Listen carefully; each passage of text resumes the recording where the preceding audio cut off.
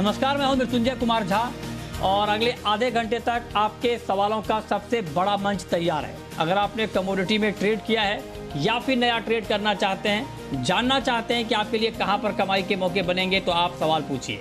Number आप note कर लें, जिस नंबर पर आप सवाल पूछ सकते हैं 02223001634।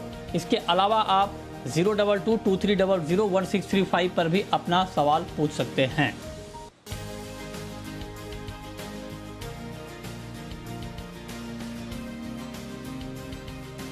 चलिए, हमारे साथ आज बातचीत करने के लिए 4 खास मेहमान जुड़ रहे हैं। हमारे साथ हैं सुनंद सुब्रमण्यम, चॉइस ब्रोकिंग के, कुणाल शाह हैं हमारे साथ, निर्मल बंके, पुखराज चोपड़ा हैं एग्रीकल्चर मार्केट के जाने माने एक्सपर्ट, और अनुज गुप्ता हैं IIFL सिक्योरिटीज़ के। आप सभी का बहुत बहुत स्वागत है। और चर्चा की शुरुआत हम करेंगे गोल्ड के साथ, क्योंकि गोल्ड का मार्केट दबाव में आया है, नीचे आया है और 49,000 के नीचे मार्केट ट्रेड कर रहा है। करीब 300 रुपये तक दाम गिर गए हैं। तो कुणाल जी, मैं सबसे पहले आपसे यही पूछना चाहता हूं कि क्या 49,000 के नीचे आने के बाद गोल्ड की कमजोरी और बढ़ सकती है क्या? जी हाँ, इन्फ्लेशन का जो डेटा आने वाला है शाम को 6 बजे। 2 दिन से यूएस की बॉन्ड यील्ड घट रही है, डॉलर इंडेक्स घट रहा है। सो आइडियली स्पीकिंग गोल्ड में अच्छा तेजी हो जाना चाहिए था, पर जस्ट बिकॉज इन्फ्लेशन का डेटा अगर ज्यादा आता है तो यूएस की बॉन्ड यील्ड बढ़ जाएगी नीचे से, यूएस का डॉलर स्ट्रांग हो जाएगा। तो ये गोल्ड की मार्केट पहले से ही एंटिसिपेट कर रहा है। तो मुझे लग रहा है कि ये इन्फ्लेशन का डेटा आते ही गोल्ड आपको 48,400 48,450 के लेवल दिखा सकता है। सिल्वर भी आपको नीचे में 70,800 के लेवल दिखा सकता है। अच्छा, तो आप कह रहे हैं गोल्ड अभी कुछ और नीचे जा सकता है। तो अनुज जी, आज शाम के लिए किस तरह का ट्रेड आप रिकमेंड करेंगे? क्या करना चाहिए इवनिंग मार्केट में? मृत्युंजय जी, गुड इवनिंग। देखिए, हमें लगता है कि गोल्ड काफ़ी दिनों के कंसोलिडेशन के बाद आज थोड़ा सा सेलिंग प्रेशर दिखा रहा है। हमें लगता है कि इंट्राडे के लिए बिकवाली का ट्रेड रखना चाहिए। नीचे हमें लगता है कि 48,700 से लेकर 48,500 तक के लेवल देखने को मिल सकते हैं। इंटरनेशनल मार्केट में एक्सपेक्टेड है कि करीबन 1860 1855 डॉलर तक के लेवल यहाँ पर आ सकते हैं। तो एक जो सेलिंग प्रेशर है वो हम यहाँ पे देख रहे हैं। डेटा आने के बाद तो मुझे लगता है कि मार्केट थोड़ा सा बाउंस ले सकता है, मगर फिलहाल जो करंट सिचुएशन है उसके अकॉर्डिंग हमें लगता है कि एक सेलिंग प्रेशर यहाँ पर हावी होता हुआ दिख रहा है। तो इंट्राडे के लिए हमें लगता है कि बिकवाली का ट्रेड यहाँ पे लिया जा सकता है। ठीक है, चांदी पर आपका व्यू क्या होगा कुणाल जी? सिल्वर में किस तरह का ट्रेंड अभी आप देख रहे हैं? हेलो, सिल्वर मुझे लग रहा है मृत्युंजय जी आपको बेचना चाहिए करंट मार्केट प्राइसेस पे। मृत्युंजय जी, ये 71,400 पे आप अगर बेचते हैं तो डेटा के बाद आपको 70,700 70,650 के लेवल्स दिखा सकता है। सो बेच के काम कीजिए। मुझे लग रहा है ये डेटा आने के बाद एक मोमेंटरी फॉल गोल्ड और सिल्वर में आएगा, जिसको कैपिटलाइज करना चाहिए।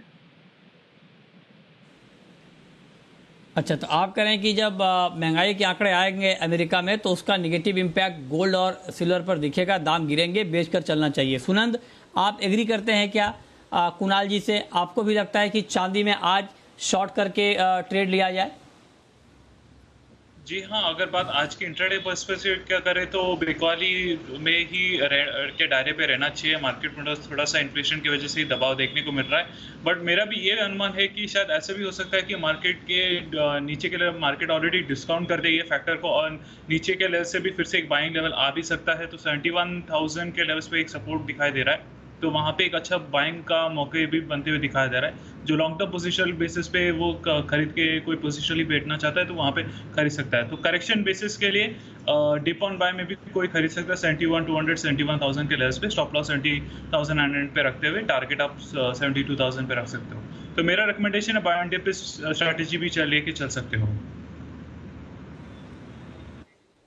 ओके, तो आप भी आप कह रहे हैं कि बाय ऑन डिप्स, और कुणाल जी कह रहे हैं कि बेच कर चलना चाहिए। तो फिर ट्रेड कैसे होगा इसमें? अनुज जी बताइए आप। देखिए, मुझे लगता है कि गोल्ड सिल्वर का जो टोन है थोड़ा सा नेगेटिव है, तो सिल्वर में भी बेच के ही हमें लगता है कि यहाँ पे काम करना चाहिए। अभी करीबन 71,300 के आसपास का रेट चल रहे हैं। हमें लगता है कि 71,400 71,500 के आसपास के रेट मिले तो वहाँ बिकवाली का ट्रेड बनाएं। 72,100 का स्टॉप लॉस लगाएं। टारगेट 70,500 तक के लेवल देखने को मिल सकते हैं और इंटरनेशनल मार्केट में करीबन 27.20 तक के लेवल डॉलर में देखने को मिल सकते हैं। तो गोल्ड सिल्वर थोड़ा सा अंडरटोन नेगेटिव दिखा रहा है और टेक्निकल चार्ट पे भी अगर देखें तो मार्केट ओवरबॉट जोन में है, जहां पर हम देख रहे हैं कि एक कंसोलिडेशन आता हुआ दिख रहा है, जहां फ्रेश बाइंग नहीं दिख रही है।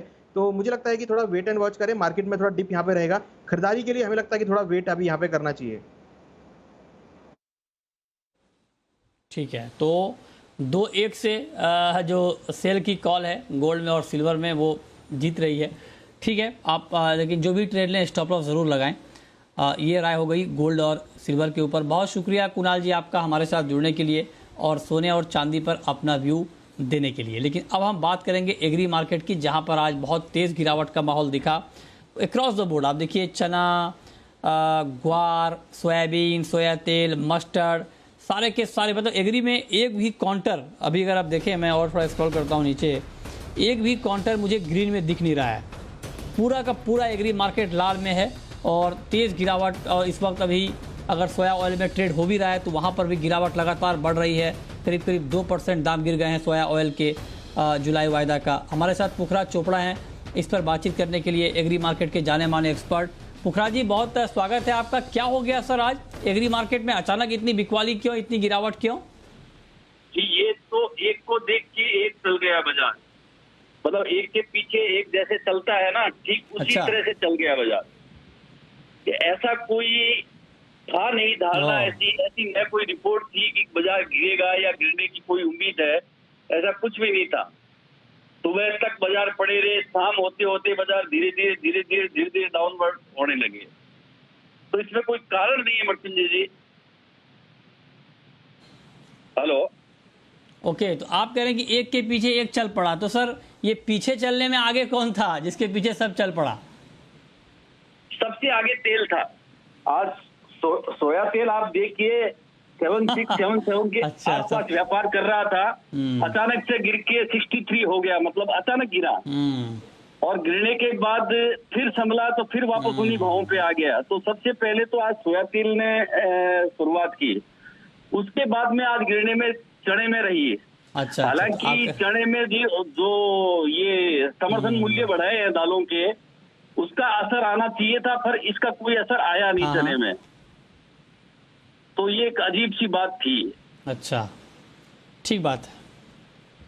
ठीक है, तो आप कह रहे हैं कि एक मार्केट का सेंटीमेंट ऑयल ने कमजोर किया। सुनंद, आप तो एग्री मार्केट को बहुत क्लोजली ट्रैक करते हैं, आज की गिरावट पर आपकी टिप्पणी क्या है और क्या आज की गिरावट को महज एक प्रॉफिट बुकिंग मानी जाए, सिर्फ आज की गिरावट माना जाए, या अभी ये गिरावट थोड़ा और गहराने वाली है? देखिए, अगर बात एग्रो मार्केट्स की करें तो मेरा रिसर्च के हिसाब से ये पता चल रहा है कि मार्केट थोड़ा सा और दिनों के लिए ना नीचे बिकवाली की तरफ ही रहना चाहिए। मानसून के साथ साथ अभी काफ़ी सेंट्रल इंडिया में भी काफ़ी कवर हो रहा है और आने वाले हफ्ते के अंदर में हम नॉर्थर्न स्टेट्स में भी हम मानसून आते देख सकते हैं। तो एक सेंटिमेंटल डिक्लाइन इन प्राइसेस हम एक्सपेक्ट कर सकते हैं। और कल जैसे खरीफ का MSP रिपोर्ट्स आए तो सोइंग का भी प्रेशर देखने को मिल सकता है, जिसकी वजह से मार्केट में आने वाले दिनों में भी दबाव देखने को मिल सकता है। दो ऐसे कमोडिटीज़ है जहाँ पे बिकवाली का साला मैं देना चाहूंगा। एक तो जैसे पुखराज जी ने कहा कि तेल मार्केट में, तो मैं सोया तेल में बिकवाली का सलाह देना चाहूंगा। 1340 के आसपास आप बिकवाली करके चल सकते हो। 1354 के लेवल्स पे आप स्टॉप लॉस मेंटेन करते हुए 1312 के लेवल्स पे आप टारगेट मेंटेन कर सकते हो। तो एक अच्छा सेलिंग अपॉर्चुनिटी मिल रहा है रिफाइंड सोया तेल में जो जुलाई कॉन्ट्रैक्ट में। दूसरी बात करें तो हम टर्मरिक में भी बिकवाली देख रहे हैं कि सदर्न पेनिनसुला में भी एक अच्छा बारिश होने की वजह से में भी दबाव देखने को मिल सकता है। तो वहां पे भी मैं एक सेल ऑन राइज स्ट्रैटेजी का भी देना चाहूंगा। 7770 के आसपास एक सेलिंग करके चलना चाहिए। 7900 के आसपास एक स्टॉप लॉस मेंटेन करते हुए 7470 के आसपास एक टारगेट रखते हुए। तो ये दोनों काउंटर मुझे एक अच्छा दिखाई दे रहा है। बिकवाली करके चलना चाहिए सोया तेल और टर्मरिक। सोया तेल और टर्मरिक, ठीक है, ये आपने डिटेल में बताया कि यहाँ पर गिरावट बढ़ सकती है। पुखराज जी, एक सवाल मैं आपसे और पूछना चाहता हूँ सर, आपकी फेवरेट कमोडिटी ग्वार भी लगातार दबाव में है। अब तो मानसून को लेकर खबर भी आई है कि मानसून अच्छा रहने वाला है, तो ओवरऑल ग्वार पर थोड़ा सा लंबा नजरिया आपका क्या है? देखिए लंबा नजरिया तेजी का है। अभी जो ये मानसून की अच्छी बरसातें बॉम्बे हुई है, मानसून पूर्व की मान सकते हैं, मानसून की मान सकते हैं, उन बरसातों ने सेंटीमेंट कमजोर किया और इस वजह से इसके अंदर गिरावट आई है। और स्टॉक का माल जो निकल रहा था पहले वो और स्पीड से निकलने लग गया। तो मुझे लगता है कि ग्वार कुछ गिरावट के बाद में या कुछ कमजोरी के बाद में ग्वार का मार्केट अच्छा ही रहेगा मृत्युंजय जी। अच्छा, तो आप कह रहे हैं कि कुछ कमजोरी के बाद आगे ग्वार का मार्केट अच्छा रह सकता है। बहुत शुक्रिया पुखराज जी आपका हमारे साथ जुड़ने के लिए।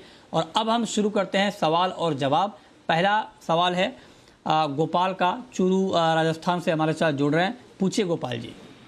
जी सर नमस्कार। तो सर जी मानसून की वजह से ग्वार क्या 35 आएगा? अच्छा बताइए सुनंद।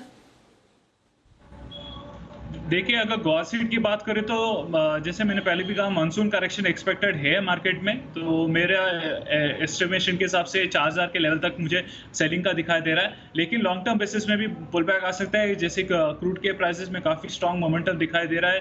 तो जिस वजह से ग्वार गम का भी एक्सपोर्ट पे भी काफ़ी अच्छा है। ग्लोबल मार्केट्स की रीओपनिंग की वजह से भी एक एक्सपोर्ट डिमांड की वजह से काफ़ी सपोर्ट मिल सकता है ग्वार सीड पे, और वो एक क्रिटिकल फैक्टर है। एक और खास बात कहना चाहते हैं कि खरीफ कमोडिटीज़ में ग्वार सीड के साथ दूसरे भी खरीफ कमोडिटीज कॉम्पिटिटिव क्रॉप्स है। अगर उस कॉम्पिटिटिव क्रॉप्स जैसे कॉटन या सोयाबीन में अच्छा भाव मिल रहा है फार्मर्स को, तो उसकी सोइंग ज्यादा बढ़ा के ग्वार सीड की सोइंग भी कम कराने का भी अनुमान रख सकते हैं, जिसकी वजह से भी लॉन्ग टर्म बेसिस के लिए ग्वार सीड में भी मैं बुलिश हूं। नियर टर्म के लिए ही मैं करेक्शन एक्सपेक्ट कर रहा हूं 4000 के लेवल्स पे। तो कोई खरीदना चाहता है तो 4000 लेवल्स पे खरीद सकता है 4500 का टारगेट रखते हुए, और 3800 पे स्टॉप लॉस। लेकिन अभी ऑलरेडी आपका किसी का सेलिंग पोजीशन है तो बने रहिए 4000 के टारगेट तक। ठीक है, अनुराग जैन है हमारे साथ। जैन साहब हैं, पूछिए जैन साहब। नमस्ते सर। सर ये जो एमएसपी बढ़ेगा, ये तो सर एमएसपी बढ़ने पर किसानों को वो भाव तो मिलता नहीं है। इसमें मूंग 7100 की है, 5500 बिक रही फिजिकल में। चना 5150 की एमएसपी और 4700 रुपये बिक रहा है। और सर अगर एमएसपी के ऊपर भाव निकल जाता है तो सर महंगाई होने लगती है। सर इसका ये चल क्या रहा है सर, समझ में नहीं आता सर। नहीं, ये बात जो आप कह रहे हैं ये बात ठीक है, इसके ऊपर हमने चर्चा की भी है। लेकिन अभी तो अब इसमें मैं आपको क्या बता सकता हूं, क्योंकि ये बात ठीक है कि एमएसपी बढ़ी है और एमएसपी से नीचे दालों के दाम हैं। और आप ठीक कह रहे हैं कि जब ऊपर एमएसपी से नीचे भाव ऊपर जाता है तो एक्शन भी होने लगता है। तो कंज्यूमर और किसान दोनों को बैलेंस करने का प्रयास सरकार की तरफ से चल रहा है। देखते हैं आगे इसको लेकर क्या होता है। जो भी डेवलपमेंट होगा हम आपको बताएंगे। आगे बढ़ते हैं और अब बात करते हैं क्रूड की। अनुज जी, क्रूड में किस तरह का ट्रेड आप सुझाएंगे? मार्केट थोड़ा ऊपर नीचे हो रहा है, क्या किया जाए कच्चे तेल में? मृत्युंजय जी, क्रूड अगर देखें तो हायर लेवल पे एक रेजिस्टेंस फेस कर रहा है और हम देखें तो ओवरबॉट जोन में है। हालांकि हम देख रहे हैं कि ईरान की तरफ से प्रोडक्शन बढ़ने की भी बात सामने आती हुई दिखाई दी है, और यूएस की तरफ से भी हमने देखा है कि जो डिमांड है वो आउटलुक उन्होंने घटाया है। तो थोड़ा सा हमें लगता है कि इन लेवल्स पे एक रेजिस्टेंस देखने को मिल सकता है। और बाइंग साइड के लिए मुझे लगता नहीं कि यहाँ पर जिस तरीके से लेवल चल रहे हैं, यहाँ पर जो रिस्क रिवॉर्ड है वो फेवरेट नहीं है। मुझे लगता है कि यहाँ पर एक सेलिंग प्रेशर यहाँ पर आ सकता है, जैसे कि हमने कल भी देखा था।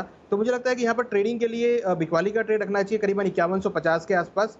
स्टॉप लॉस 5210 का लगाएं, टारगेट करीबन 5050 तक देखने को मिल सकता है। तो हमारा कॉल सेल का रहेगा। टेक्निकल चार्ट पे और जिस तरह के फंडामेंटल अपडेट हुए हैं, मुझे लगता है कि थोड़ा सेलिंग प्रेशर यहाँ पे क्रूड में देखने को मिल सकता है। ठीक है, राजेंद्र हैं हमारे साथ इस वक्त जुड़ रहे हैं। बताइए राजेंद्र जी। ये चने मैंने 5700 में खरीद रखे, क्या करना चाहिए?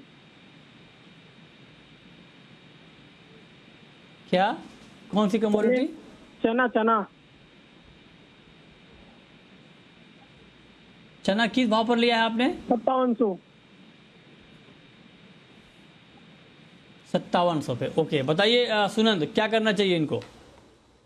देखिए, चने का ओवरऑल ट्रेंड अभी फिलहाल तो साइडवेज टू बेरिश मोमेंटम ही दिखाई दे रहा है। मार्केट में थोड़ा सा प्रेशर एक्सपेक्ट कर सकते हैं।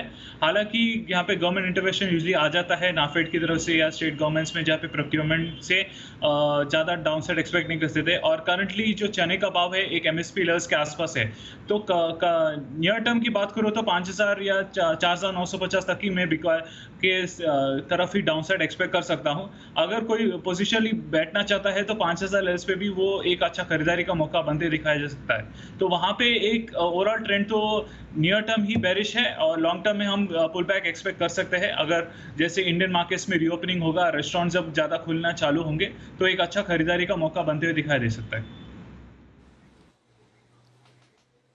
ठीक है, और अब नेक्स्ट कॉलर हमारे साथ हैं बलवीर सिंह। पूछिए सिंह साहब।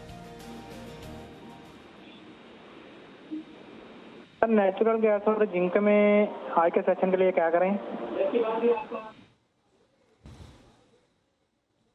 नेचुरल गैस और जिंक में आप कह रहे हैं कि आज क्या करना चाहिए, बताइए अनुज जी। देखिए, नेचुरल गैस में अगर देखें तो मार्केट जो है वो ऊपर की तरफ ट्रेंड करता हुआ दिख रहा है। हमें लगता है कि नेचुरल गैस में खरीदारी का ट्रेड लेना चाहिए। नीचे करीबन 228 के आसपास आप खरीदारी करें, 222 का स्टॉप लॉस लगाएं, टारगेट 236 तक देखने को मिल सकता है। तो नेचुरल गैस में जो ट्रेंड है वो पॉजिटिव है, आप यहाँ पे खरीदारी का ट्रेड बना सकते हैं। और जहाँ तक जिंक का सवाल है, जिंक और हमने सभी बेस मेटल में गिरावट का ट्रेंड आते हुए देखा है। हमें लगता है कि जिंक के अंदर सेलिंग का ट्रेड आप बना सकते हैं। करंट रेट अभी 236.55 के आसपास चल रहा है, तो 237 के आसपास या करंट रेट के आसपास से भी आप बिकवाली का ट्रेड बना सकते हैं। ऊपर में 239 का स्टॉप लॉस लगाए, नीचे टारगेट करीबन 232 तक देखने को मिल सकता है। तो जिंक के अंदर आप बिकवाली का ट्रेड बना सकते हैं। ठीक है, लक्षित हैं हमारे साथ इस वक्त जुड़ रहे हैं। बताइए लक्षित। सर, ये मेरे पास मस्टर्ड सीड है हाजिर में, ये 7500 कब तक जा सकती है? 7500 मस्टर्ड सीड। बताइए सुनंद, कोई संभावना आपको हाल फिलहाल दिख रही है 7500 तक मस्टर्ड के जाने की? 7500 तक तो नियर टर्म में मुझे अभी दिखाई नहीं दे रहा है। मार्केट में जैसा मूवमेंट दिखाई दे रहा है कि जिससे सोया तेल और क्रूड पाम तेल में दबाव देखने को मिल रहा है, तो उसके साथ साथ मस्टर्ड तेल में भी दबाव देखने को मिल सकता है। तो इस वजह से मार्केट में डाउन ट्रेंड मूवमेंट एक्सपेक्टेड है। तो फिलहाल तो नियर टर्म में मुझे एक्सपेक्टेशंस नहीं है। तो मार्केट में तो बिकवाली की सलाह ही दूंगा मैं। 6900 के आसपास एक बिकवाली करके चल सकते हो सेल ऑन राइज स्ट्रैटेजी, और 6700 6500 तक मैं डाउनसाइड में एक्सपेक्ट कर रहा हूँ, और 7100 तक का स्टॉप लॉस पेंटिंग कर सकते हो। तो फिलहाल तो मुझे मस्टर्ड में डाउन ट्रेंड ही के साइड पे ही रहना चाहिए। ठीक है, तो आप कह रहे हैं कि 7500 तक जाने की संभावना अभी नहीं है। चलिए, और अब वक्त है रैपिड फायर राउंड का।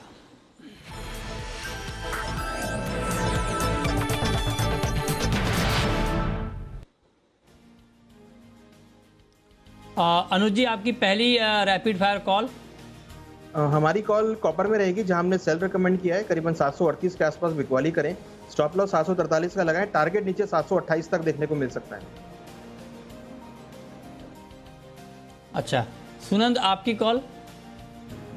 मेरा कॉल सोयाबीन पे है। सोयाबीन जुलाई कॉन्ट्रैक्ट में बिकवाली करके चलना चाहिए। 6800 के लेवल्स पे बिकवाली करके चल सकते हो। 6950 पे स्टॉप लॉस मेंटेन करते हुए 6500 तक आप टारगेट रख सकते हो। आपकी आखिरी कॉल अनुज जी। हमारी कॉल क्रूड पे रहेगी, जहां हमने उसमें भी सेल रिकमेंड किया है। 5150 के अराउंड सेलिंग करें, 5210 का स्टॉप लॉस लगाएं, टारगेट नीचे 5050 तक देखने को मिल सकता है। ठीक है, बहुत शुक्रिया अनुज जी आपका, सुनंद जी आपका, हमारे साथ जुड़ने के लिए, बताने के लिए कहां पर कमाई के मौके बनेंगे।